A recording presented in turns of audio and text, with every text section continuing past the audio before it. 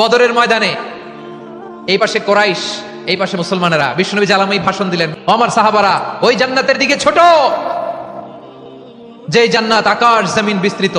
তোমরা দেখতে পাচ্ছ এটা বদরের ময়দান না, এটা আল্লাহর জান্নাত। আওয়াজ করে পড়েন আল্লাহু আকবার। বিশ্বনবীর এই কথা শোনার পরে এক আনসারী সাহাবী সাইয়েদনা উমাইর ইবনুল হুমাম রাদিয়াল্লাহু তাআলা আনহু খেজুর খাচ্ছিলেন। তিনি বিশ্বনবীর দিকে তাকিয়ে কথা শুনছেন আর খেজুর খাচ্ছেন। যখন বিশ্বনবী বললেন জান্নাতের দিকে ছোট, যে জান্নাত আকাশ জমিন বিস্তৃত, বিশ্বনবীর কথা শোনা মাত্র সাইয়েদনা উমাইর ইবনুল হুমাম বললেন বাহ বাহ। কি বললেন? বাহ বাহ মানে চমৎকার। বিশ্বনবী বললেন, ও উমাইর, আমার এই কথা শুনে তুমি কেন বললা বাহ বাহ, চমৎকার চমৎকার কেন বললা?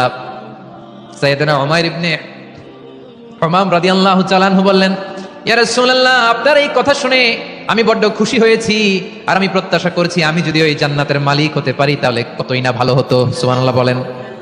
উমাইরের কথা শুনে বিশ্বনবী বললেন, ঠিক আছে উমাইর, আর তুমি আল্লাহর ওই জান্নাতের অধিবাসী হবা। যাও উমাইর, তুমি ওই জান্নাতের অধিবাসী, ওই জান্নাত তুমি ঢুকবা, তুমি জান্নাতি। তার মানে সহজ কথায় তুমি জান্নাতি। সুবহানাল্লাহ বলেন। যখনই বিশ্বনবী বললেন জান্নাতি, সাইয়েদনা উমাইর রাদিয়াল্লাহু তাআলা আনহু খেজুর খাচ্ছিলেন আর মনে মনে ভাবে, বিশ্বনবী যখন ওয়ারেন্টি দিয়েছে, বিশ্বনবী যখন গ্যারান্টি দিয়েছে আমি জান্নাতে যাব, তাহলে হাতে তো এখনো 3টা খেজুর বাকি। এই 3টা খেজুর যদি খাই তাহলে জান্নাতে ঢুকতে দেরি হয়ে যাবে। সুবহানাল্লাহ পড়েন। হাতে কয়টা খেজুর? 3টা খেজুর। বিশ্বনবী বললেন, উমাইর আনতা মিন আহলিহা, তুমি ওই জান্নাতের অধিবাসী, তুমি জান্নাতি। উমাইর চিন্তা করলেন, আমি জান্নাতি, নবীর মুখ দিয়ে যখন বের হইছে ওই জান্নাতে তো আমার ঢুকতেই হবে, কিন্তু হাতে 3টা খেজুর খেয়ে যদি জিহাদের ময়দানে যাই তাহলে জান্নাতে যেতে তো দেরি হয়ে যাবে।